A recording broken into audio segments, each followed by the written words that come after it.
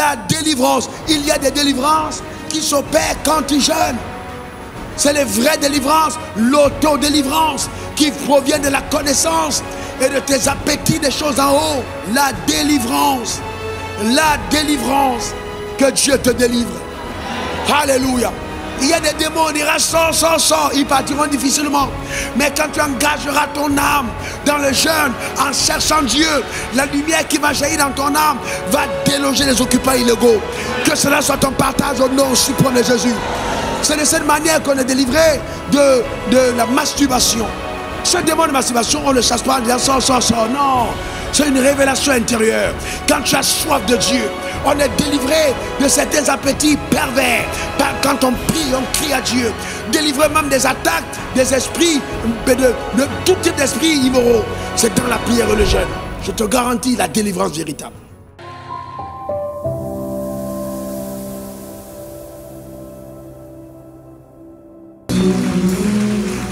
Je voudrais te prier de placer ta main sur ton cœur. Quel que soit le lieu où tu te trouves, s'il te plaît. Nous apprêtons à écouter Dieu nous parler. À écouter la parole de Dieu faire son chemin dans nos cœurs. Alors il est important pour nous de prier et de demander à Dieu de nous accorder la capacité. Non simplement de l'écouter, mais de comprendre Dieu. Et que en cette saison de notre vie, pour chacun d'entre nous, la lumière soit à l'intérieur de nos âmes. Et que cette lumière nous permette d'avoir la révélation indispensable pour vivre le type de vie que Dieu nous réserve et surtout être entre ses mains en cette saison le type d'instrument que Dieu attend que nous soyons pour lui au nom suprême de Jésus. Alors tu vas répéter après moi ces paroles. Mon Père, mon Dieu, au nom suprême de Jésus, je t'en supplie, accorde-moi par ton Saint-Esprit un esprit de sagesse et de révélation. De sagesse et de révélation. De sagesse et de révélation dans ta connaissance.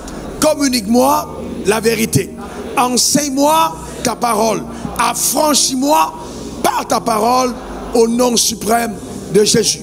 Père, merci pour la capacité que tu m'accordes d'avoir la révélation de ta pensée et que ta parole me fasse du bien, qu'elle restaure mon âme, qu'elle guérisse mon corps, qu'elle comble ma vie et qu'elle me donne au nom suprême de Jésus la capacité surnaturelle d'être davantage entre ta main cet instrument de qualité que tu t'es choisi depuis l'éternité au nom suprême de Jésus. Amen, amen et amen. Et moi je dis Père, accorde-moi encore en ce culte la capacité d'enseigner la parole. D'enseigner la parole au Père. Merci pour la fraîche onction sur ma vie qui permet à ton peuple, au Père, d'accéder au Dieu, à ton cœur, par ta parole. Au nom suprême de Jésus, j'ai prié. Merci pour les divers miracles qui s'opèrent dans les corps, dans les âmes, les délivrances, la restauration, les guérisons, la bénédiction. Père, au nom suprême de Jésus, honneur et gloire à toi. Au nom suprême de Jésus, j'ai prié. Quelqu'un dise Amen 3 fois. S'il te plaît, donne-moi 3 bons Amen. Amen. Tu peux t'asseoir dans sa glorieuse présence. Eh bien, le thème du message de ce dimanche, de ce matin, c'est l'impact du jeûne dans le monde spirituel. L'impact du jeûne dans le monde spirituel. Eh bien, très peu de personnes, et même de croyants, ont la révélation de l'impact du jeûne dans le monde spirituel.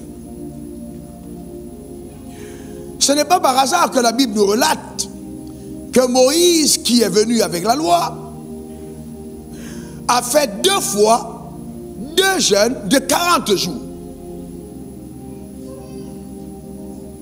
Il était dans la loi, certes, mais le jeûne a joué un rôle primordial. C'est quand il jeûnait qu'il a reçu les commandements de la loi. Les 10 commandements sur la montagne lui ont été donnés en plein moment de jeûne.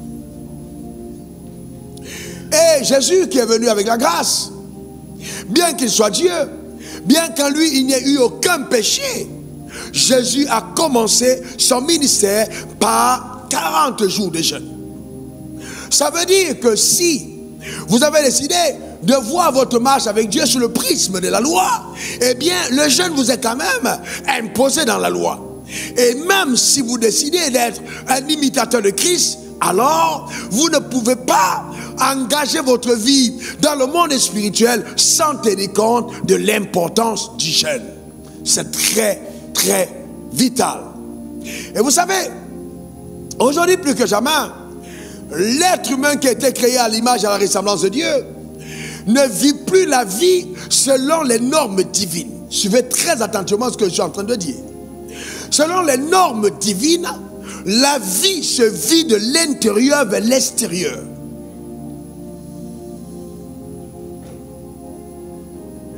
Et dans la vie se vit de l'intérieur vers l'extérieur. C'est pour ça que la Bible dit, vous voyez, en croyant du cœur, on parvient à la justice. Si tu crois, tu verras. Donc on croit dans le cœur et on voit à l'extérieur. Donc la vie spirituelle se vit de l'intérieur vers l'extérieur. Alors que la vie charnelle ou la vie démoniaque se vit de l'extérieur vers l'intérieur. Donc ceux qui marchent par la vue sont influencés par les choses qu'ils voient et non par les choses auxquelles ils croient. Et donc à partir de ce qu'ils voient, ils peuvent perdre justement position dans le monde spirituel. Il ne faut pas oublier que c'est quand Ève a vu que l'arbre était bon à manger, qu'elle a vu de l'extérieur vers l'intérieur que sa vie a été détruite. Il faut faire très attention. Aujourd'hui, on a beaucoup de croyants qui ne sont pas heureux. Certains même sont riches, mais ils n'ont pas de bonheur, ils ne sont pas heureux, ils ne sont pas épanouis. Ils croupissent sous le poids de certaines charges occultes. Mais c'est simplement parce que ces croyants ont abandonné le modèle de vie de Dieu. Le modèle de vie de Dieu, c'est une vie qui se vit de l'intérieur vers l'extérieur.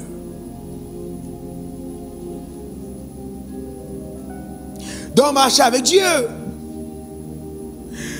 dans la nouvelle alliance va nous obliger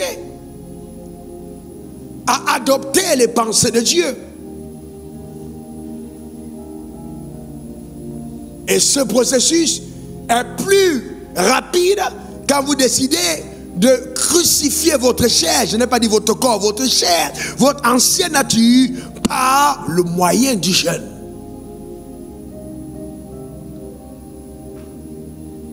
C'est vraiment important. Un jour, Jésus enseignait. Et c'est un des enseignements les plus puissants que Jésus a donné. Il enseignait sur les secrets de la réussite d'une vie sur terre. Et il a commencé à parler depuis Matthieu 5. Et il enseignait. Et pour conclure ses propos, il dit dans Matthieu 6, verset 33, « Cherchez premièrement le royaume et la justice de Dieu. Et toutes ces choses vous seront données par-dessus tout. » Alors qu'est-ce qu'il fait? Il résume en disant, ne soyez pas focalisés sur les choses que vous voyez. Ne soyez pas attirés simplement par les richesses de ce monde ou la gloire de ce monde. Non, non, non. Vous cherchez premièrement le royaume, c'est-à-dire rétablissez l'ordre. Alors, toutes ces choses que vous voyez et que vous désirez vous seront données par-dessus tout. Il y a une grande différence entre quelqu'un qui vit en poursuivant les choses extérieures et quelqu'un qui vit en poursuivant les choses de Dieu de l'intérieur et à qui Dieu accorde les faveurs des choses extérieures. Il y a une grande différence. Et là, c'est la clé du bonheur. Ça, la Bible dit, la bénédiction de l'Éternel enrichit et ne fait suivre d'aucun chagrin. Aucun chagrin. Aucun chagrin. Que cela soit ton partage au nom suprême de Jésus. Donne-moi ton meilleur amen. Il dit aussi, ne vous inquiétez donc pas du lendemain, car le lendemain aura soin de lui-même. À chaque jour suffit sa peine. Mais il a dit, cherchez. Il a dit, cherchez premièrement le royaume. Cherchez. Eh bien, je vais vous dire ceci. Êtes-vous enfant de Dieu? Le royaume des cieux doit être l'objet de votre quête. La connaissance dans le royaume des cieux n'arrive pas accidentellement. Elle est provoquée par votre diligence acharnée à découvrir la vérité et à vivre par elle. Si donc vous n'avez pas ce genre d'âme de quelqu'un qui aime Dieu, qui va à la quête, à la poursuite de la vérité, vous n'aurez jamais accès à elle. Vous aurez l'identité de croyant, mais vous ne jouirez pas de tous les bénéfices rattachés à cette glorieuse identité parce que vous ne cherchez pas le royaume des cieux. Dieu dit, celui qui me cherche, il me trouve s'il me cherche de tout son cœur. Donc il est question d'engager son âme à la quête des choses de Dieu. Quel bonheur, quelle joie, quelle richesse, quel moment de gloire, car votre âme soupire après Dieu au lever du jour, au veille de la nuit, car seul dans la présence de Dieu, vous ouvrez votre Bible et vous entendez les claquetis des feuilles de votre Bible, ce qui vous parle par sa parole, sa présence qui envahit la pièce, votre cœur qui bondit de joie dans la présence de votre maître. Que Dieu vous aide à retrouver ce standard et ce palier de vie dans le nom suprême de Jésus. Demande le meilleur amen. Dis encore amen. C'est important, il s'agit de chercher.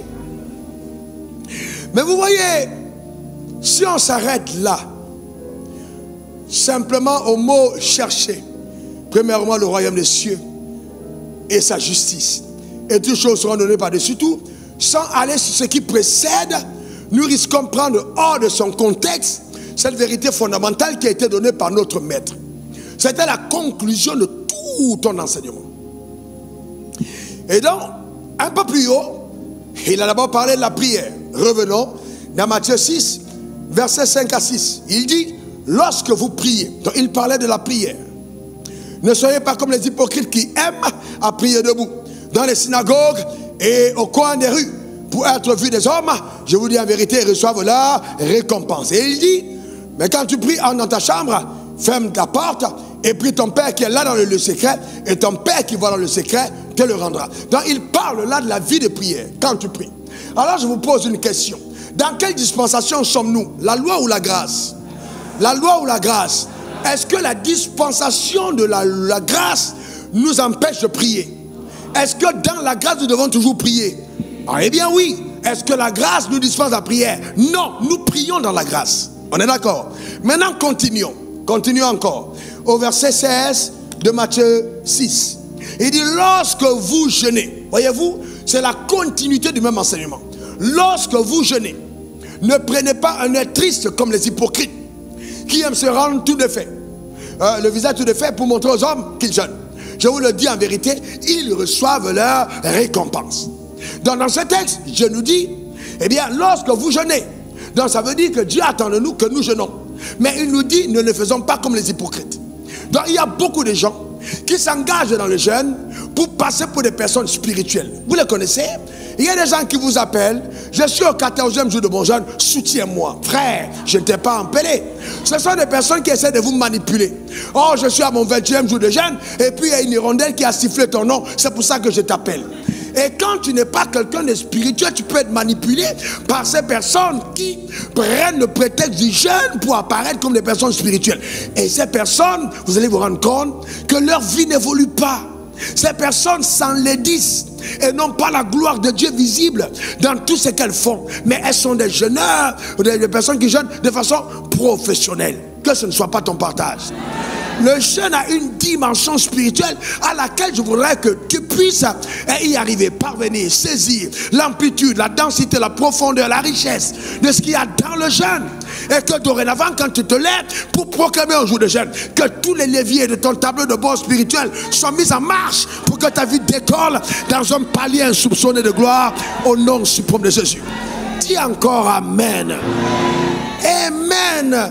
Vous voyez donc Jésus va donc établir un lien entre la prière et le jeûne. Quelqu'un dit lien. Encore lien. En d'autres termes, il dit souvent vous jeûnez, souvent vous priez, vous priez. Mais il y a un temps pour prier sans jeûner, mais il y a un temps pour prier en jeûnant. Donc il associe les deux leviers. Je prie. Mais il y a des percées pour lesquelles j'ai besoin d'arrêter de manger le miam-miam et d'entrer dans une autre dimension pour donner à ma prière une autre amplitude, une autre force, un autre impact, un autre retentissement dans le monde spirituel. C'est important. Voyez-vous, le jeûne. Jésus l'a enseigné. C'est vraiment fondamental. Que Dieu t'aide. Que Dieu nous aide, chacun d'entre nous, à aller à cet autre palier, dans le nom suprême de Jésus. Donc, quand tu jeûnes et tu pries, il y a des percées incroyables. Il y a des choses extraordinaires qui se produisent dans ta vie. Et donc, c'est pour ça qu'il dit au verset 17-21, mais quand tu jeûnes, parfume ton visage. Voyez-vous, et ta tête et lave ton visage. Pour ne pas montrer aux hommes que tu jeûnes. ne montre pas aux jeunes que tu jeûnes. Mais il dit, ton Père qui va dans le lieu secret, ça veut dire, il attire ton attention sur ta motivation. Quand je jeûne, quelle est ma motivation? Je jeûne pourquoi?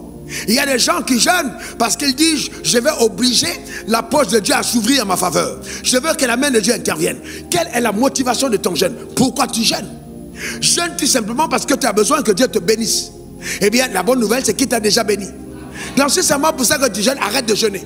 On ne jeûne pas pour que Dieu nous bénisse. Je vais te montrer les raisons, les motivations réelles qui doivent t'amener dans une vie de jeûne. Et comment tu vas déclencher un cycle de faveur qui va, c'est-à-dire les gens vont être assis à côté de toi et ils auront l'impression que Dieu n'est pas juste. Parce que la vitesse à laquelle tu vas opérer est une vitesse singulière. Tu auras compris le secret de Dieu. Donne-moi le meilleur des amens. Il y a des gens sur la terre qui peuvent mettre le ciel en fête. Je reprends. Il y a des gens sur la terre qui peuvent mettre le ciel en fête. C'est-à-dire, à cause de ta vie, il y a une fête au ciel.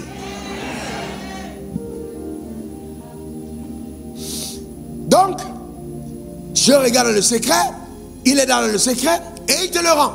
Il te bénit, il te récompense à cause justement des bonnes motivations. Donc, jeûner, c'est aussi user de violence spirituelle. Il est écrit, depuis le temps de Jean-Baptiste jusqu'à présent, le royaume des cieux est forcé. Le royaume des cieux est forcé et seuls les violents s'en emparent. Donc quand on jeûne, on use de violence, spirituellement parlant. On fait violence sur soi-même. Quand on abandonne la nourriture, quand on a toute sorte de nourriture, et caviar, et hamburger, et riz, et clos, et tout ça déjà dans le frigo, et que là, tu décides de ne pas manger ta bonne chose doublée, ou alors ton bon foutu igname, parce que tu veux aller devant Dieu, la Bible dit, c'est un sacrifice que j'agrée. Donc tu prends, tu mets ça à part, parce que tu veux rencontrer ton Dieu. C'est fondamental. C'est ça jeûner. Ce n'est pas une grève de faim. Je ne prends pas cette décision parce que ce n'est pas de quoi manger, non. Je prends cette décision parce que je dis rien ne prendra la place de Dieu dans mon cœur. Je donne à Dieu la priorité de mon âme. Amen. Donc, suivez attentivement quelque chose qu'on ne nous a pas souvent dit. Vous savez, quand vous jeûnez, c'est le meilleur moyen de la quête de l'humilité. Quelqu'un dit quête de l'humilité. Encore. Vous voyez Proverbe 15, verset 33, la crainte de l'Éternel enseigne la sagesse. Et l'humilité précède la gloire. L'humilité précède la gloire. Il y a des personnes que Dieu a bénies mais qui ne sont pas humbles. L'humilité est importante, très importante. L'humilité te donne de dégager un parfum qui rend agréable l'œuvre que Dieu a fait dans ta vie. C'est très important. Ça rend agréable que l'œuvre a fait dans ta vie. Quand vous rencontrez quelqu'un d'humble, c'est beau, c'est sweet, c'est agréable. Voyez-vous, l'humilité. Et dans Proverbe 18, verset 12, il est écrit, avant la ruine, le cœur de l'homme s'élève. Mais l'humilité précède la gloire. La bonne différence ici, c'est entre Lucifer et Jésus. Lucifer a été orgueilleux et il est tombé. Jésus, il s'est humilié. Il était Dieu. Il n'a pas un dernier marché d'égal à Dieu. Il s'est humilié lui-même. Voyez-vous, humilié lui-même. Donc, ce n'est pas Dieu qui nous humilie. C'est nous-mêmes qui décidons de marcher dans l'humilité.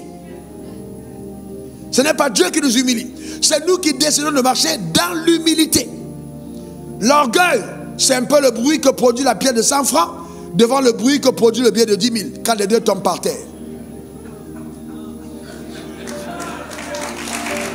Est-ce que quelqu'un comprend?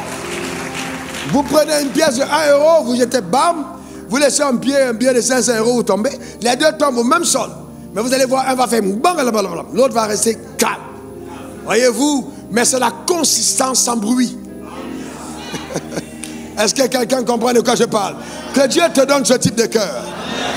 Donc tu ne dis pas à Dieu, oui, bah, tu as dit, il faut vraiment que tu t'engages, que tu t'engages toi-même à vivre dans l'humilité. Et le jeûne va t'y aider véritablement. Le jeûne va te déconnecter de toutes les médailles de la chair.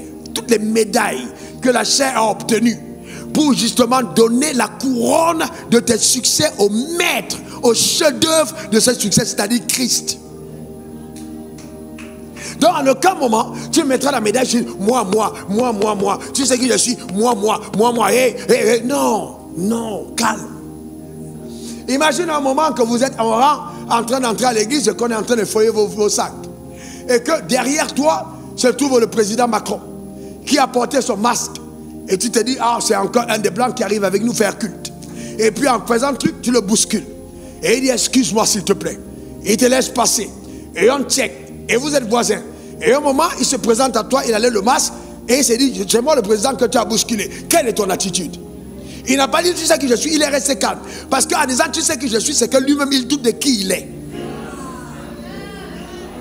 Si la pierre de 100 francs fait le bruit, c'est encore de son complexe existentiel. De la révélation qu'elle-même, elle a de sa petitesse. Voyez-vous? Donc restez calme. Pas dire, je sais que non, tu es calme simplement. Parce que ce que tu es, c'est ce que tu es. Personne ne peut le changer, ni en te piétinant, ni en parlant de toi, ni en te rabaissant. Ça ne change rien. Parce que tu sais qui tu es à l'intérieur. Tu as la consistance. Quelqu'un donne son meilleur amen. Donc vous voyez, c'est important d'avoir de l'équilibre. Le jeûne nous donne de mener une vie équilibrée. On est béni, on veut le bien-être, c'est vrai. Ton matelas a des plumes d'autruche, c'est fantastique. Ton lit a du coton d'Égypte, alléluia. Ton portail a de l'or de bois frais, c'est super. Mais n'empêche que tu restes en humain. D'accord? Tu es un humain comme les autres, même si la divinité t'a été accordée gracieusement. Donc quand tu regardes ton frère, vous êtes tous des anciens spermatozoïdes à la même fin. Donc tout ce qui a fait la différence, c'est dans un espace-temps. Et vous allez tous terminer dans un petit trou creusé par les autres et porté par les autres. Donc, à frères et sœurs, qu'importe ce qui se passe, on n'oublie pas d'où on vient, on n'oublie pas où on va. C'est ça l'humilité. Alléluia. Donc c'est important. La richesse et la gloire, oui. On dit oui à ça. Mais dans l'humilité. Donc vous voyez, le jeûne te permet de dématérialiser tes succès matériels. Voilà, tu dématérialises. Tu ne mets pas ta confiance seulement sur ton argent. Frère, je te garantis, avec tout l'argent du monde, les médecins peuvent ne pas pouvoir te saluer d'un petit rhume. Parce qu'il y a des rhumes qui ne sont pas des rhumes. Qui sont des écoulements qui sont en train de dire on a terminé avec toi là-bas. Et le rhume là t'amène à la tombe. Que cela ne t'arrive jamais au nom suprême de Jésus. Donne-moi ton meilleur amen. Dis encore amen. C'est très important. 1 Pierre 5 verset 5 à 6. De même vous qui êtes jeunes, soyez soumis aux anciens. Voyez-vous, et vous, dans vos rapports mutuels, revêtez-vous d'humilité. Vous savez, quand on est jeune et que pour la première fois on a fait un exploit, je me rappelle la première fois j'ai prié pour quelqu'un et qu'il est tombé, boum. Ah, j'ai failli arrêter la prédication. D'abord, j'ai pris un temps pour me balader sur l'autel pour montrer que, hey, alléluia, il est tombé. Il fallait que tout le monde sache que le gars est tombé. Boum, boum, boum. Amen. Et bien souvent même tu te rends compte que tu as tellement envie qu'il tombe que même tu mets un peu de ta force dedans pour qu'il soit à terre. Quand il tombe, alléluia. En fait, c'est tant la fierté n'est pas tant que Dieu a fait quelque chose dans la vie de la personne. C'est que tu recherches un succès personnel. Tu recherches une valorisation personnelle par le fait que quelqu'un tombe. C'est de la petitesse. Mais tu es jeune. On comprend que c'est la jeunesse. Il faut passer par là. Donc on dit, même si tu as vu 2 personnes tomber, respecte les gens qui sont passés par là avant toi. Ne pense pas que, en vrai, tu es plus fort que les autres. Attention. Et ceux qui t'ont précédé, ils t'ont précédé. Ils connaissent des choses que tu ne connais pas. Reste humble, reste calme. Reste calme. Amen. Il faut faire attention. L'humilité, c'est important. En aucun moment, quel que soit l'endroit, déjà, même si la personne je retrouve, elle est mon aînée, vous le savez, je te respecte. Même le cadet. Donc, il n'y a pas de tri. Parce que non, pas de tri possible. Je force mon âme à accorder de la même considération aux hommes en face. Même si, devant ma porte, je ne vous ouvrirai pas la porte de la même manière. Ça, c'est clair. Ça dépendra maintenant de comment est-ce que, si vous êtes autour, les leviers que vous activez peuvent repousser votre accès, soit faciliter l'accès. Ça, c'est clair. Même Dieu agit de la sorte. Mais la considération devant les hommes, c'est très important. Très important. Frère, c'est beau d'être humble. Nous devons aller à la quête de l'humilité. La Bible dit, regardez ce que la Bible dit. Humiliez-vous. 1 Pierre 5 verset 6. Humiliez-vous. Donc sous la puissante main de Dieu. Humiliez-vous. Humiliez-vous. Mais comment est-ce que je m'humilie? Mais en jeûnant c'est un acte d'humilité. Surtout pour quelqu'un qui a de quoi manger. C'est humble.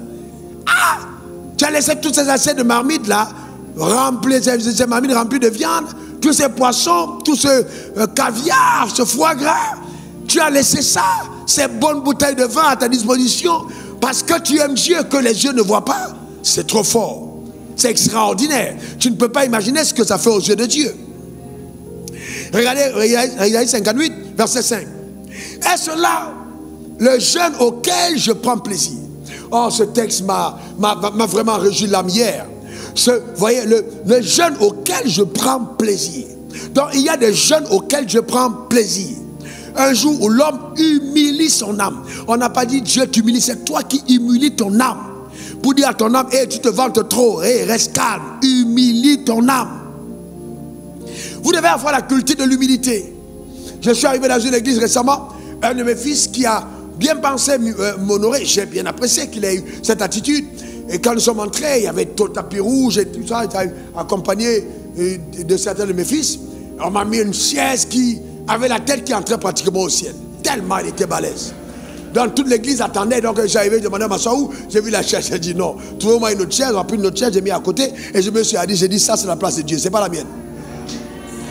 Frères et sœurs, ça pouvait être très agréable, hein, de monter là, et puis de s'asseoir du haut, et de croiser les pieds. Non, vous devez faire un effort, de rester humble. Même ma place là, de façon que les gens soient en contact dans mon dos, et les gens passent en dehors des offrandes, ils peuvent me toucher, c'est délibéré. Je peux mettre une chaise là, et puis je me mets là au plafond, et toi on dit non, papa va faux, non. Mais frère, c'est délibéré, c'est délibéré. C'est délibéré, frère. Je le fais exprès. C'est délibéré. Il y a des gens qui te maintiennent humble. Tu es marié à la maison, tu es dans la truc, tu dis ok, je vais laver des assiettes. Ah! Je lave les assiettes? Oui, je vais nettoyer ma voiture moi-même. Je vais cirer les roues de ma voiture. Je veux moi-même astiquer. Oui, je veux moi-même tondre le gazon. Ah non, mais tu as des serviteurs. Oui, mais je veux quand même le faire. Je reste un homme. Je veux le faire. Des actes d'humilité. N'impressionnons-nous pas les présidents qui vont les week-ends balayer les rues dans leur pays. On trouve que oui, c'est des grands actes. Savoir cultiver l'humilité, ça ne change pas qui vous êtes. C'est très important. Et j'ai vu des hommes qui disent à les femmes, ah, tu sais qui je suis? Ah, jusque-là, ta femme, tu sais qui je suis? Eh, mon gars, tu es tombé. Sérieusement, tu es tombé à ta propre femme. Même les gens disent à leurs enfants, hé, non, frère, non, pas ça, pas à ton enfant. Tu sais, non, tu n'es pas, si tu es une terreur pour tes enfants, c'est dangereux. Tu dois être une terreur pour l'enfer et un sujet de paix, de tranquillité, de bonheur pour la famille à la maison. L'humilité. Ah non, dans notre coutume, un homme ne demande jamais pardon à sa femme. C'est ta coutume, là où tu étais avant. C'est pas la même chose. Non, chez nous, il est permis qu'une femme vole l'argent de son mari dans la poche. Dans tout cas, c'est quelle doctrine là? Amen. C'est pas possible ça quand même. Il faut que les choses se fassent droitement. L'humilité. Le fait de retrouver avec joie les voies les plus étroites de Dieu, qui mettent dans l'inconfort ta chair, mais qui réjouissent l'âme de celui qui t'a conçu, parce que tu es résolu à vivre comme Dieu le demande. L'humilité. Tu as 2 millions, ton mari a 200 000 francs de salaire. Et tu dis, papa, voilà mon salaire, on fait comment? Ne me lapidez pas, je suis juste en train de vous dire ce que la Bible demande. Donc, l'humilité. Ah, ça, l'humilité. Est-ce que quelqu'un comprend?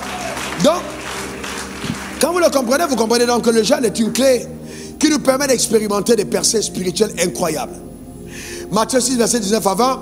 Ne vous amassez pas des trésors sur la terre, là où la teigne et la rouille détruisent, là où les voleurs percent et dérobent, mais amassez-vous dans les trésors dans le ciel, où la teigne et la rouille ne détruisent pas, où les voleurs ne percent ni ne dérobent, car là où est ton trésor, là aussi sera ton cœur. Donc je voudrais partager avec vous 12 choses extraordinaires, 12, que le jeûne produit, accomplit dans la vie de quelqu'un. L'impact sur 12 pôles de ta vie, extraordinaire par le jeûne. Premièrement, note ceci. Vous voyez, quand tu jeûnes, il y a de grandes récompenses qui te sont accordées par le ciel. De grandes récompenses. de grandes récompenses. Et il y a des choses qui arriveront dans ta vie à cause du sacrifice que tu engages en jeûnant. De grandes récompenses. D'accord? C'est très important. C'est pour ça qu'il dit, ne vous amassez pas. Vous voyez des trésors sur la terre dont les voleurs viennent vous dérober. Mais amassez-vous des trésors dans le ciel. Donc il y a des récompenses. De deux, Dieu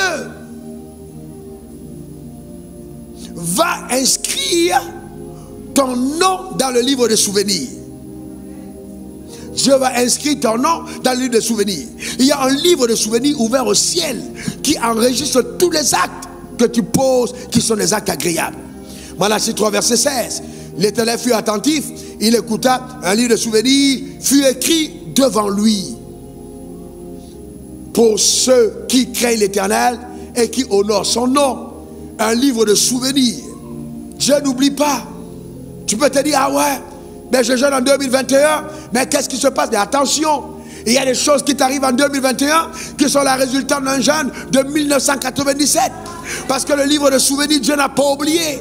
Ah ben, tu avais sémé dans la banque du ciel, et au temps du besoin, le ciel te le renvoie. Parce que le livre de souvenirs est ouvert en ta faveur. Que cela soit ton partage. Au nom suprême de Jésus. Dis encore Amen. Troisième chose qui t'arrive, tu amasses des trésors au ciel. Tu amasses des trésors au ciel. Il y a des trésors au ciel. Frères et sœurs, je vous encourage à avoir au moins deux comptes. Un compte sur la terre et un compte au ciel. N'ayez pas un seul compte. Ou alors n'ayez pas de compte simplement sur la terre et des comptes bancaires au ciel. Chacun de nous a un compte au ciel avec son nom. Et le compte est fourni et approvisionné selon les actions que tu poses sur le soleil. Ne vous amassez pas des trésors sur la terre simplement, mais amassez aussi dans le ciel. Il y a des actes de générosité qui amassent des trésors dans le ciel. Mais le jeûne aussi amasse des trésors dans le ciel. Amen. C'est pour ça qu'au temps de besoin, tu vas seulement faire un transfert. Tu dis, ok, je vais virer tel compte, tel argent de tel compte à celui qui est sur la terre. Et ça arrive rapidement parce que ton compte est approvisionné au ciel. Tu as amassé des trésors dans le ciel. Et quand tu partiras de la terre, ta vie continuera d'être glorieuse. Parce qu'au ciel, tu as investi. Tu ne peux pas habiter un château sur la terre et avoir un studio au ciel. Non. Il faut que tu puisses investir des trésors dans le ciel. Et ça, le jeûne te permet de le faire. Quatrièmement, tu as l'accès à la révélation de la parole de Dieu. Combien de croyants lisent la Bible, mais combien comprennent? Très peu comprennent. Le tout n'est pas, ouais, j'ai lu un verset biblique et puis voilà, la Bible a dit, Dieu a tant aimé le monde, il a donné son fils unique. Mais est-ce que tu comprends ce que tu lis? Est-ce que dans ton esprit, tu as la révélation de ce que tu lis? Est-ce que tu comprends quand la Bible dit, si quelqu'un te juge à la joue gauche, donne la joue droite? Est-ce que tu comprends quand Dieu dit, cherchez premièrement le royaume des cieux? Est-ce que tu comprends quand Jésus dit, il vous a été dit, ouais, œil pour œil, dent pour dent? Et même moi je vous dis, est-ce que tu comprends ces choses? Quand tu les lis, qu'est-ce que tu comprends? La révélation de la parole de Dieu t'est pleinement accordée par le Saint-Esprit quand justement tu mets le temps à part pour connaître Dieu.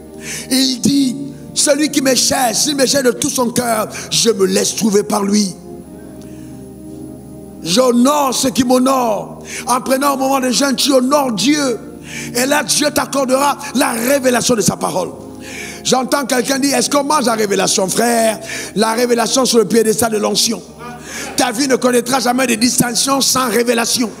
Je vous garantis que les choses que je vis aujourd'hui m'ont été révélées 1995, 1996, 1997. Je peux vous faire lire dimanche prochain certaines de ces phrases qui ressemblent exactement à la vie d'aujourd'hui. La force que j'ai face au défi, c'est en 1997 que Dieu m'a révélé dans un temps de prière. Il m'a dit ce qui allait m'arriver.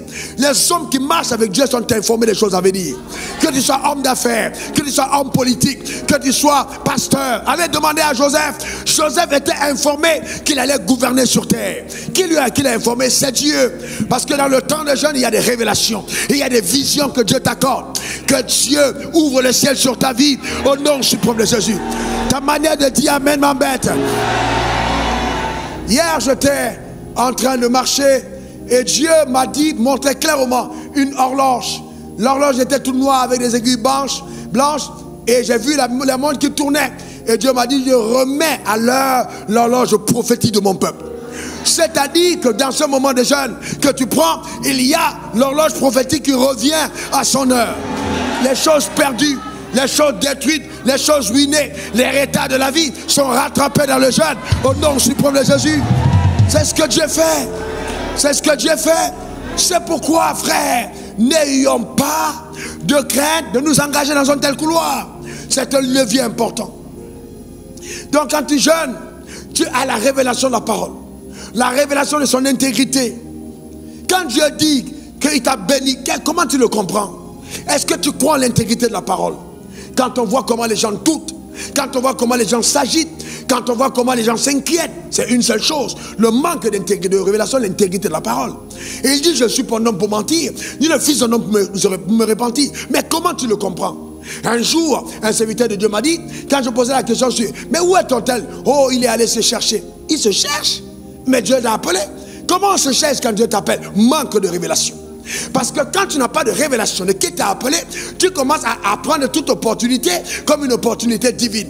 Mais les opportunités de la distraction sont plus nombreuses que l'opportunité divine. Étroit est le chemin qui mène au salut, large et spacieux est celui qui mène à la perdition. Frère, si vous n'avez pas la révélation de Dieu, vous vous perdez en chemin. Avant d'arriver en Côte d'Ivoire, une glorieuse proposition m'a été faite au Ghana, avec une voiture, avec à la tête d'une mission, quelque part, soit au Mali, soit au Burkina Faso, à moi de choisir. Et je partais à la tête d'une mission. Mais qu'est-ce que je serais devenu aujourd'hui? Dieu m'avait parlé. Donc le temps de jeûne te permet d'avoir une révélation stable de la pensée de Dieu, de la parole de Dieu, de savoir où tu vas. Parce que c'est important de marcher avec la révélation. Vous savez, il y a des gens dans le royaume qui sont des opportunistes profiteurs dans la sphère naturelle, qui n'ont jamais goûté aux fruits du surnaturel. Parce qu'ils n'ont pas de révélation. Ils ne comprennent pas ce que la Bible dit.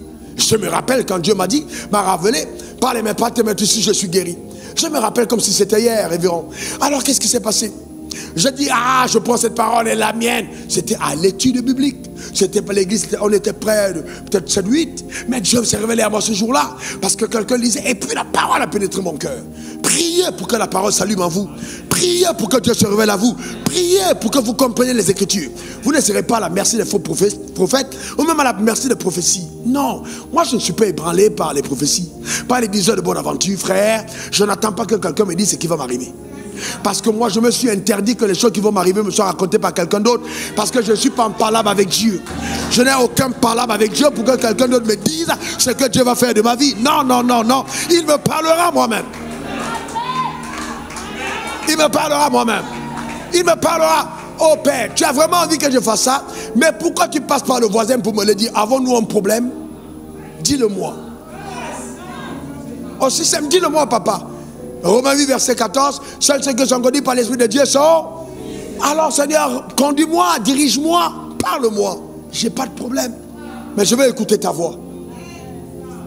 Avoir la révélation de Dieu, c'est très important.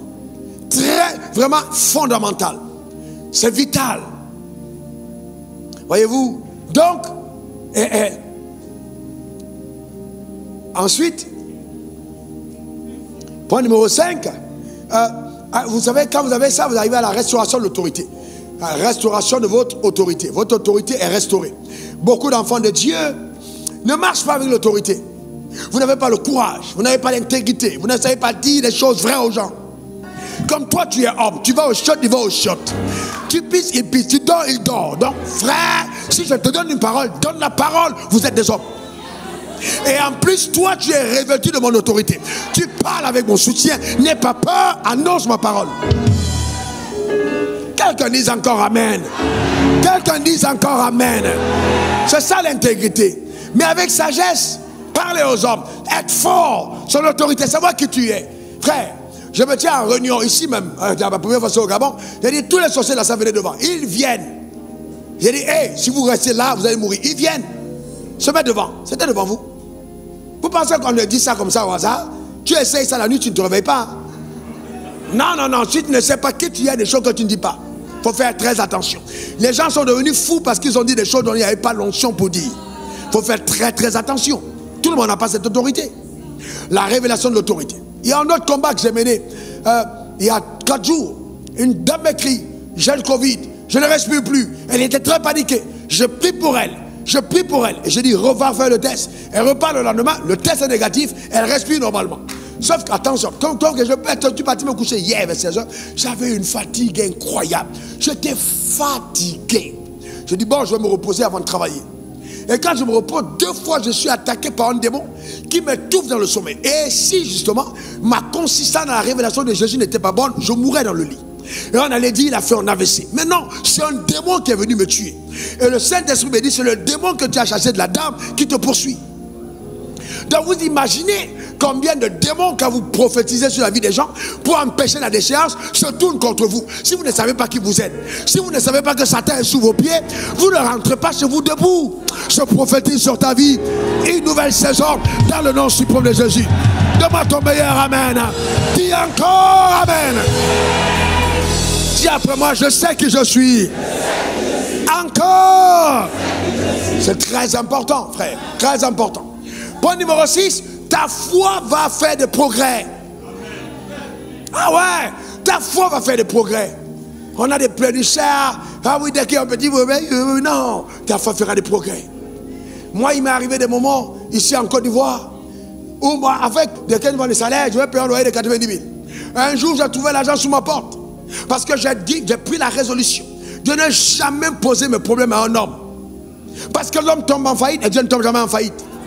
Ah, vous voyez, je pose mes problèmes à Dieu, pas aux hommes.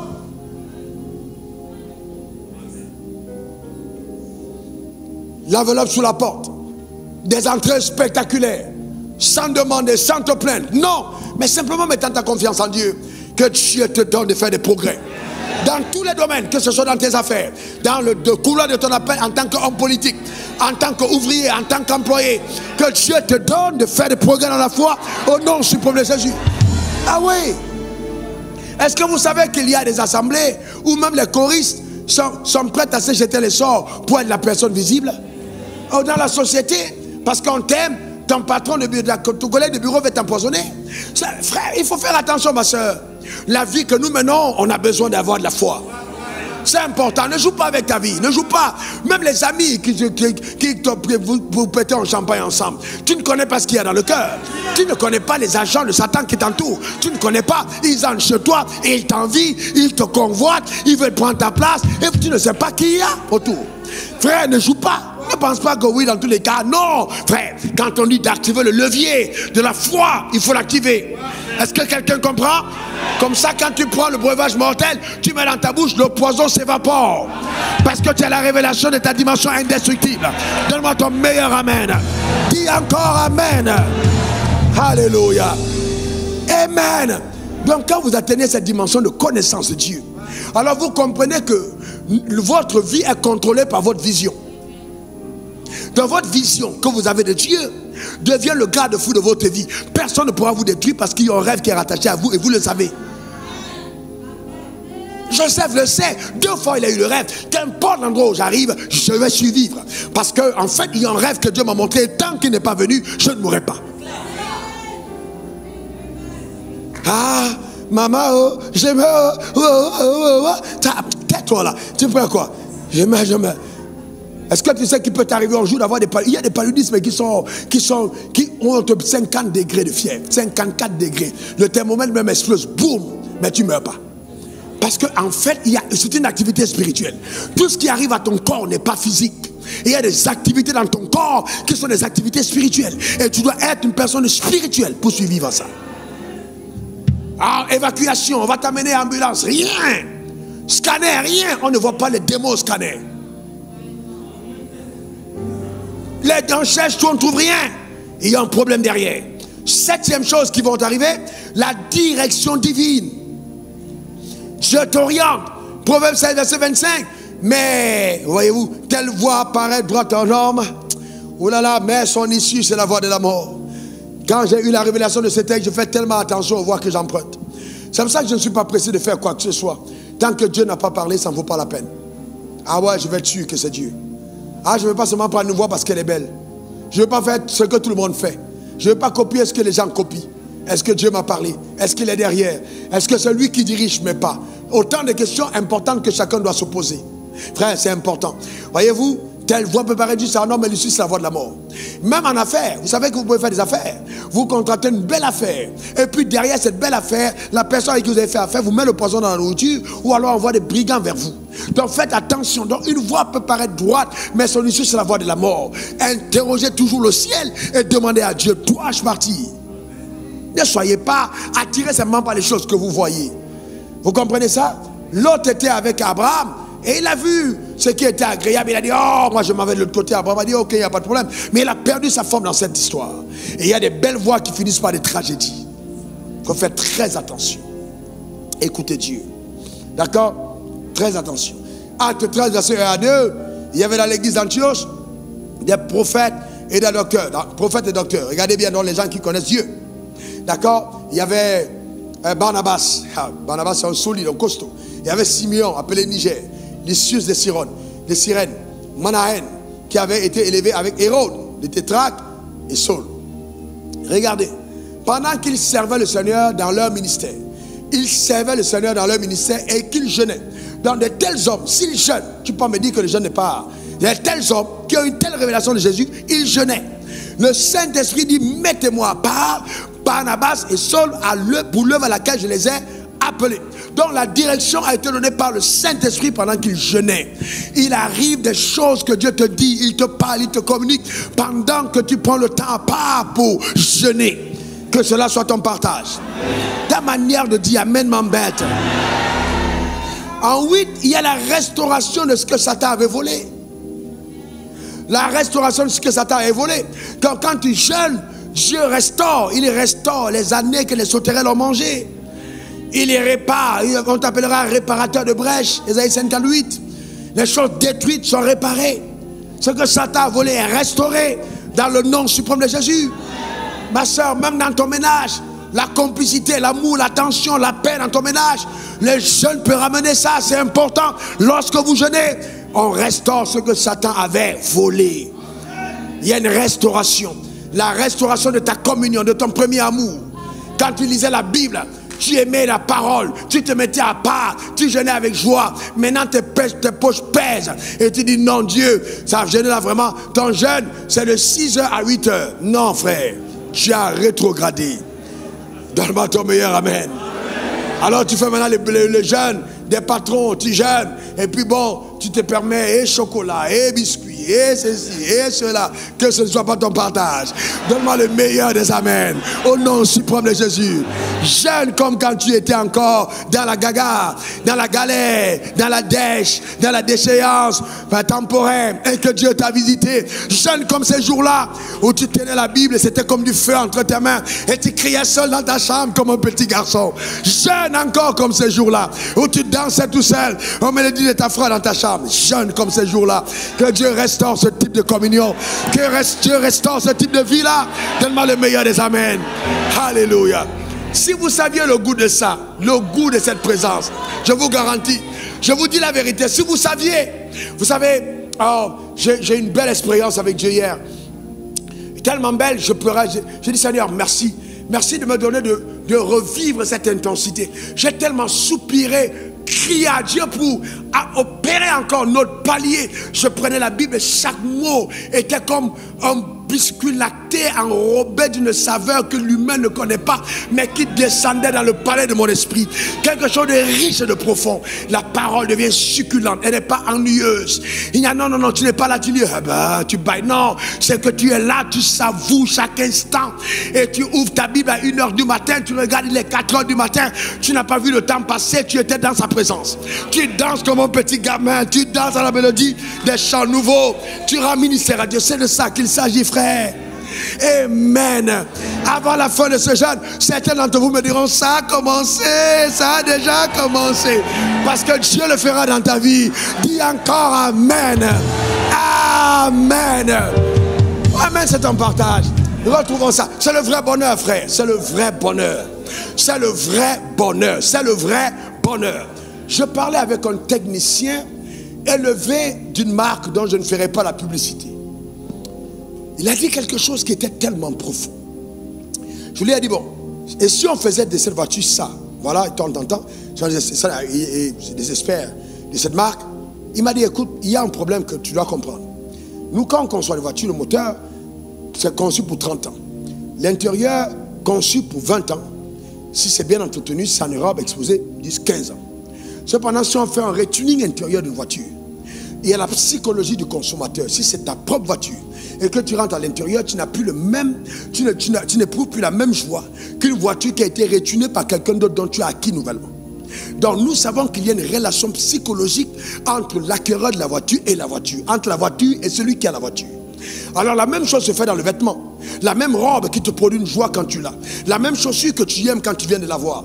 Un mois après, tu n'as plus le même. Et c'est quelque chose d'autre qui te produit cette joie. Pourquoi? Parce que tu as basé ta joie sur les choses extérieures. Alors que le bonheur de la vie n'est pas basé sur l'extérieur. C'est pour ça que tout ce qui est basé de l'extérieur finit par lasser. Mais tout ce qui vient de l'intérieur, voyez, te produit le vrai bonheur de la vie. Est-ce que quelqu'un comprend ça? C'est très important. Donc il faut aller aux choses intérieures. Dis, je dois aller aux choses intérieures. Encore. Donc il y a la restauration de ce que Satan avait volé. 9, les complots de l'ennemi dans ta vie sont déjoués. Déjoués quand tu jeûnes. Déjoués. Allez demander à Esther le complot qu'il y a eu contre les Juifs. Comment quand ils sont entrés dans 3 jours de jeûne, la faveur vis-à-vis du roi, comment le complot a été déjoué, comment celui qui a creusé la tombe est tombé lui-même dans le piège. Que cela soit ton partage. Donne-moi ton meilleur amen. Dieu te donne justement, quand tu jeûnes, de déjouer le complot ennemi. C'est pourquoi je veux te dire, ma main levée vers le ciel, qu'aucune programmation de l'enfer contre ta destinée n'emportera ta vie au nom suprême de Jésus. Donne-moi ton meilleur amen. Dis encore amen. Car la main de Dieu intervient avec puissance pour restaurer ta vie et ta destinée. 10. La délivrance. La délivrance. La délivrance. Il y a des délivrances qui s'opèrent quand tu jeûnes. C'est les vraies délivrances, l'autodélivrance qui provient de la connaissance et de tes appétits des choses en haut. La délivrance, que Dieu te délivre. Alléluia. Il y a des démons, on dira sors, ils partiront difficilement. Mais quand tu engageras ton âme dans le jeûne, en cherchant Dieu, la lumière qui va jaillir dans ton âme va déloger les occupants illégaux. Que cela soit ton partage au nom suprême de Jésus. C'est de cette manière qu'on est délivré de la masturbation. Ce démon de masturbation, on ne le chasse pas en disant sors. Non, c'est une révélation intérieure. Quand tu as soif de Dieu, on est délivré de certains appétits pervers. Quand on prie, on crie à Dieu. Délivré même des attaques, des esprits, de tout type d'esprits immoraux. C'est dans la prière et le jeûne. Je te garantis la délivrance véritable. Quand il t'arrive d'avoir des appétits qui n'étaient pas tiens, et tu te rends compte que vraiment, devant n'importe quoi, tu trembles, va en prière. Jeûne. C'est un signal pour te dire, ta vie spirituelle commence à dégringoler. Jeûne tout de suite. Jeûne tout de suite. Jeûne tout de suite. Jeûne. Et tu vas voir comment est-ce que Dieu va opérer une délivrance terrible dans ta vie personnelle. Je vous raconte 2 témoignages. Le premier témoignage, vous savez, plus jeune dans la foi, j'ai investi dans mon futur de cette manière. 3 jours de jeûne à sec chaque début de mois, 3 jours à sec. Je vais vous dire, je crois pour ma part que certaines choses qui sont arrivées à ma vie sont arrivées exceptionnellement parce que je jeûnais. Il y a des choses qui me sont arrivées à cause du jeûne. Je ne peux pas le cacher, c'est vrai. Et donc, j'étais couché sur le lit. Et couché sur le lit, c'est le 3e jour de jeûne, j'ai jamais oublié ce jour. Alors il y a eu, je suis sorti de moi et j'ai eu une vision sur moi-même. Le sang circulait rouge vif dans mon corps et les versets bibliques étaient dans le sang en train de circuler partout. Et donc, et après je me suis dit, mais qu'est-ce que c'est cette vision? Je me suis réveillé. C'est plus tard que j'ai compris que Dieu était en train de restaurer totalement, restaurer mon corps, de m'inhiber de la vitamine divine. Quand tu manges la teke, quand tu manges le gaba, quand tu prends le foutu banane, quand tu manges le hamburger, quand tu manges le riz, tu manges la viande, l'agneau, tout ça, il y a des vitamines pour chaque aliment. Mais il y a une vitamine que les aliments terrestres ne te donneront jamais. Cette vitamine, c'est la vitamine D+. Cette vitamine, la vitamine divine, elle est infusée dans ton corps par la parole de Dieu. Quand tu prends la parole, elle pénètre à l'intérieur, elle t'inocule quelque chose. Ça a été scientifiquement prouvé par des chercheurs anglais que ceux qui vivent la Bible ont 5 ans d'années de vie en plus que ceux qui ne lisent pas. Parce que la vitamine là opère à l'intérieur de toi. Elle fait que tu ne vieillis pas vite. Tes cellules ne sont pas détruites. Une énergie intérieure t'a communiqué à cause justement de la parole de Dieu. Et dans le jeûne tu l'obtiens.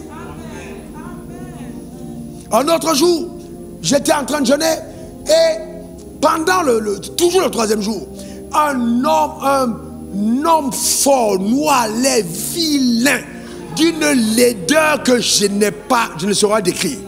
Le diable est laid, et c'est des mots, j'ai dit vilain.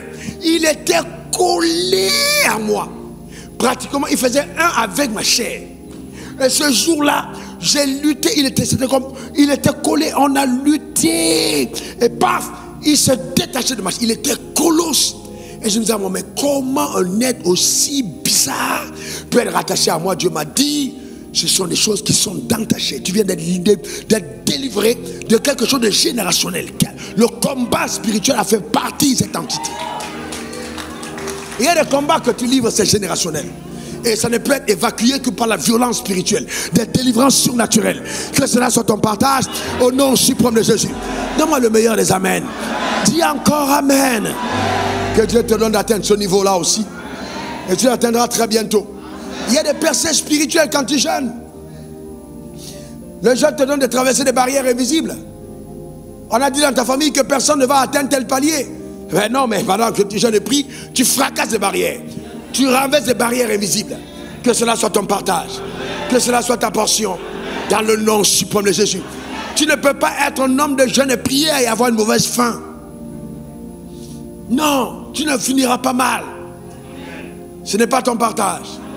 Et 12e point, et le dernier, le jeûne te donne de contrôler ton futur.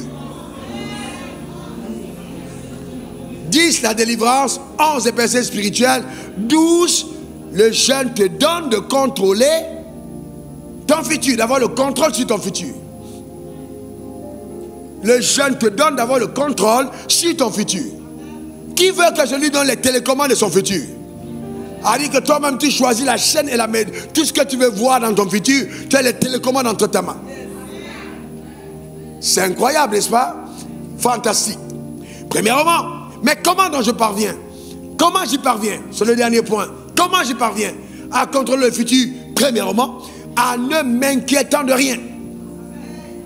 En ne m'inquiétant de rien. Tu ne t'inquiéteras de rien. S'inquiéter, c'est se focaliser sur ses problèmes au lieu de regarder à Dieu. Une personne qui s'inquiète se focalise sur ses problèmes au lieu de regarder à Dieu. S'inquiéter, c'est dire à Dieu que tu es orphelin. C'est régner ton alliance et déclarer que tu ne crois pas Dieu capable de faire dans ta vie ce qu'il a dit qu'il va faire.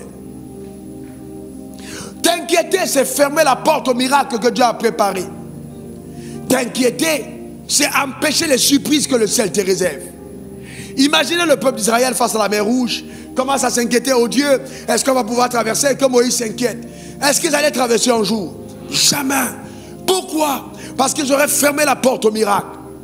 Quand ça arrive à un niveau, à une dimension que tu ne comprends plus, tourne tes regards vers Dieu et attends la surprise. Je te garantis.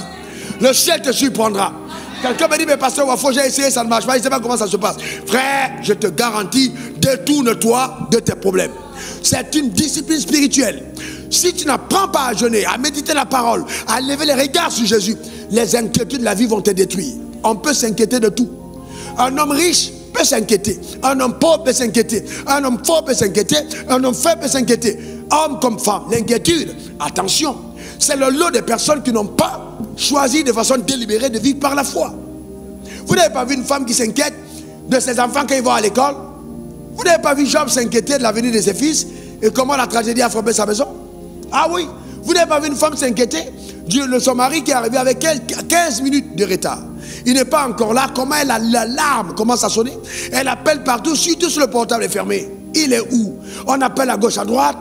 Voyez-vous, souvent c'est un esprit de contrôle qui fait qu'on s'inquiète. Quand vous relâchez les choses entre les mains de Dieu, quand vous tournez les choses entre les mains de Dieu, vous n'êtes plus inquiet. Parce que vous savez que Dieu veille sur la situation. Parce que vous savez que Dieu est au contrôle. Frères et sœurs, vous abandonnez tout entre ses mains. Ne vous inquiétez de rien. N'ayez pas de tumeurs, n'ayez pas, voyez-vous, des problèmes inutiles à cause des inquiétudes. La Bible dit, Jésus a dit, quel est l'homme parmi vous qui va augmenter un seul jour de sa vie à cause des inquiétudes? Qui peut, même une seule coudée? Personne. Ne t'inquiète pas. Sois serein. Eh bien, je peux te dire, je suis passé par des situations les plus terribles, mais j'ai appris à faire confiance à Dieu. Frères et sœurs, quand Dieu veut te faire des surprises, ce qui frappe à la porte s'appelle calamité, s'appelle défi, s'appelle adversité, s'appelle problème. Mais toi, détourne-toi en disant, je n'ai pas affaire à vous, j'ai affaire à celui qui m'a appelé. Lève tes regards sur lui et il agira en ta faveur. C'est ainsi que tu contrôleras ton futur. N'aie pas peur. Amen, n'aie pas peur. N'aie pas peur, reste focalisé sur celui qui t'a appelé. Ne t'inquiète de rien. Ne t'inquiète de rien. On ne t'inquiète de rien. Ne t'inquiète de rien. Ne vous inquiétez pas de votre lendemain. Ne dites pas de quoi serons-nous vêtus, que mangerons-nous, où allons-nous dormir. Non, Jésus dit ne vous inquiétez pas. Ce sont les païens qui s'inquiètent de telles choses. Ne t'inquiète pas. As-tu un dossier compliqué? Es-tu en procès? Ton mari a-tu un problème? Ta femme a un problème? Ne t'inquiète pas.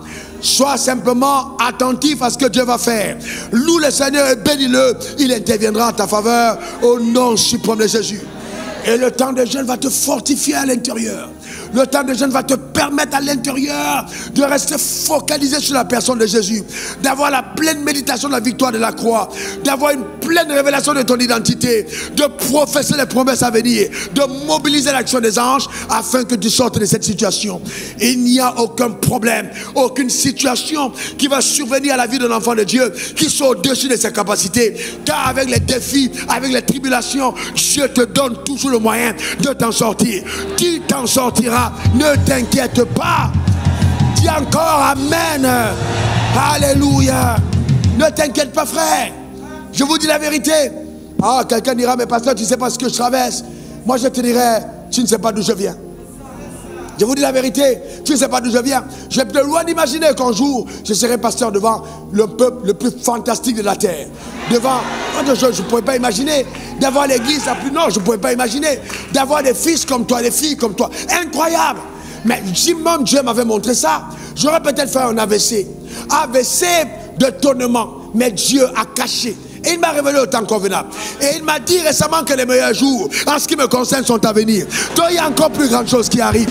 Quel est ce Dieu est trop grand? Ce Dieu est trop puissant. Je ne m'inquiète de rien.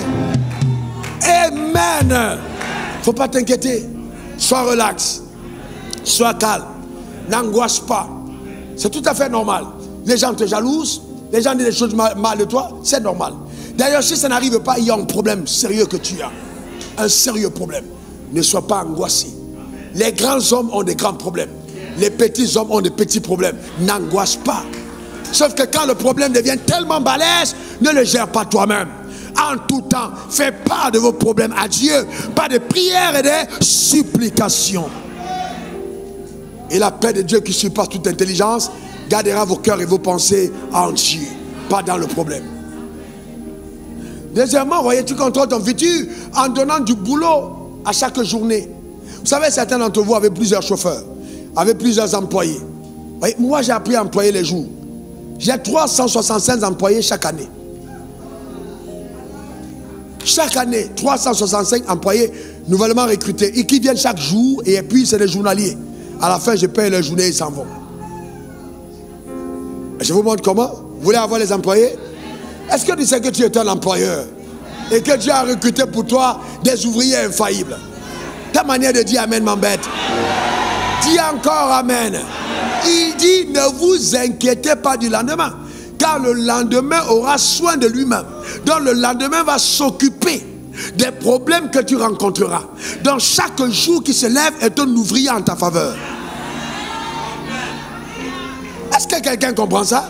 C'est-à-dire quand lundi se lève, lundi s'assure de travailler, de coopérer avec les 4 coins cardinaux et les anges pour apporter à la vie du roi qui a été appelé par Dieu, à la vie de la reine, tout ce qui est réservé à l'agenda. Il y a des victoires qui sont réservées aujourd'hui et tu les auras. Qui sont réservées demain et tu les vivras. Donne-moi ton meilleur Amen. À chaque jour suffit sa peine. Écoutez, vous voulez être sérieux avec moi, vous allez voir, je vais vous dire quelque chose, vous allez comprendre, ça vous arrive. Vous arrivez un jour, Dieu vous a fait un miracle dans la vie, et vous êtes sûr que c'est le dernier plus grand miracle que Dieu a fait. À qui c'est déjà arrivé? Dieu m'a donné le las. Là, c'est le las. C'est le plus haut niveau là, je ne sais pas comment faire. C'est le las des las. Et tu as envie de faire la photo, le témoignage de ton las. Quand quelques jours après, on relasse. Arrive encore à nouveau quelque chose de plus grand, frappe à ta porte et dit: ah, comment est-ce que Dieu m'a caché ça? Amen. Dieu est spécialiste. Et je vais vous dire une chose. Si Dieu te donne le las avant le las, ce n'est pas Dieu. Parce que qu'est-ce qu'il fait? Comme il est tellement grand, il y réserve les plus bonnes choses pour la fin. Donc ce que tu as eu aujourd'hui est forcément petit à ce qui viendra demain. Parce qu'il veut s'assurer chaque jour de t'amener des choses qui vont te réjouir. C'est ce que Dieu fait. Donne-moi ton meilleur amen. Dis encore amen. Donc il faut apprendre à dépendre des surprises agréables que le ciel te réserve. Chaque jour sous le soleil. Chaque jour sous le soleil. Chaque jour sous le soleil. Surprise agréable. Expérimenter de nouvelles victoires. Expérimenter de nouvelles victoires. Lamentation 3, verset 21 à 26. On s'arrête avec ça. Voici ce que je veux repasser à mon cœur. Ce qui me donnera de l'espérance. Regardez le texte. Les bontés de l'Éternel ne sont pas... On a dit quoi? Les bontés de l'Éternel ne sont pas épuisées. Ses compassions ne sont pas à leur terme. Ça veut dire que ne pense pas que tu as eu le dernier miracle de ta vie. Ce n'est pas vrai. Ce n'est pas épuisé. En stock illimité. En stock illimité. C'est caché là dans les trésors de Dieu pour toi. Et ça se renouvelle chaque matin. Et la fidélité de Dieu est grande. Ce que tu as vu aujourd'hui, c'était rien comparé à ce qui est à venir. Amen. Et le jeune va déclencher ce cycle inarrêtable. Dans le nom suprême de Jésus. Verset 25. L'Éternel est mon partage. 24, l'Éternel est mon partage. Dit mon âme. C'est pourquoi je veux espérer en lui. Tu veux espérer en qui? Tu veux espérer en qui? En ton argent, en ton travail, en tes relations. En qui veux-tu espérer? En Dieu. Verset 25. L'Éternel a de la bonté pour qui espère en lui. Pour l'âme qui le cherche.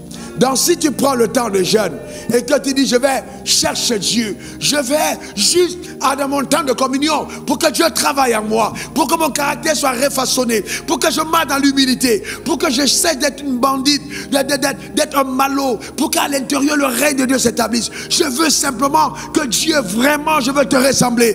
Quand tu cherches Dieu de cette manière, la Bible dit il a de la bonté pour toi. C'est un activateur de faveur sur le chemin de ta destinée. Car quand Dieu approuve les voies d'un homme, il dispose favorablement à son égard tous ses ennemis. Alors tiens-toi prêt à déclencher ce levier. Tiens-toi prêt à activer cette phase de ta vie pour une vie glorieuse, une vie sublime. Amen. Quand vous n'êtes pas comblé par Dieu, vous savez ce que vous faites? Quand vous avez une paire de chaussures, vous voulez que tous vos amis sachent que vous avez une nouvelle paire de chaussures. C'est la preuve que vous n'êtes pas spirituel. Il faut que vous montrez à tout le monde. Ouais. Et c'est pour ça que vous voyez que les Snapchat ont eu beaucoup de succès. Vous voyez une fille au restaurant, j'étais au restaurant récemment avec ma femme au Burundi, et puis il y a une fille qui est là assise, je vais aux toilettes, elle est en train, pendant que les gens m'avaient dit que snap. Donc elle est tellement elle-même perdue dans le milieu où elle se trouve. C'est tellement incroyable le monde dans lequel nous vivons. Il faut simplement être spirituel. Il faut être spirituel. Aller à un autre niveau, à une autre dimension. Vous ne pouvez même pas imaginer le niveau de petitesse que vous démontrez par certains actes anodins. Vous êtes des rois et des reines. Il y a un niveau de comportement qui n'est plus le vôtre. Ne vivez pas en mode m'as-tu vu. Il faut changer de mode. Il faut mettre un nouveau mode. Mode plaire à l'Éternel. Pas m'as-tu vu. Change le mode de ta vie. Reviens en mode plaire à Dieu. C'est ce qui est plus important que m'as-tu vu. Amen. C'est très important. Très très important. Il y a des gens qui ne sont pas à l'aise car ils n'ont pas une cour de personnes qui les acclament. Il faut faire attention. Il faut aller plus loin que ça. Marchons avec Dieu. Marchons avec lui. Acceptons de passer toutes les batailles, tous les défis dans la prière, avec lui. Par le jeûne souvent. Vous allez voir ce que Dieu va faire. On va se tenir debout. On va se tenir debout. Alléluia. Rebo sakate, rebo randere babo. Rends grâce à Dieu pour la parole que tu as entendue. Rends grâce à Dieu pour la parole que tu as entendue. Rends grâce à Dieu pour la parole que tu as entendue. Élève ta voix vers le Saint-Trône de Dieu. Rends grâce à Dieu pour la parole. Rends grâce à Dieu pour la parole que tu as entendue. Rends grâce à Dieu pour la parole. Rends grâce à Dieu pour la parole. Rends grâce à Dieu pour la parole. Bénis le Seigneur pour la parole qui a visité ton cœur, qui a fait du bien à ton âme. Rends grâce à Dieu pour la parole de vérité. La parole de Dieu dans le nom suprême de Jésus. Élève ta voix, dis merci à Dieu. Dis merci à ton Créateur pour la chirurgie de l'âme, la chirurgie de ton âme, la chirurgie de ton âme, pour la chirurgie de l'âme. Rends grâce à ton Père au nom suprême de Jésus. Décide d'aller plus loin, à un autre palier, à un autre niveau, à une autre dimension de sa saveur de la vie par ton pouvoir suprême. Au nom suprême de Jésus, ô Père, élève ta voix, rends grâce à Dieu dans le nom suprême de Jésus. Rends grâce à Dieu pour ce nouveau palier de ta vie. Élève ta voix car tu bascules à un autre niveau. Tu vas à une autre dimension, tu vas à un autre niveau. Élève ta voix.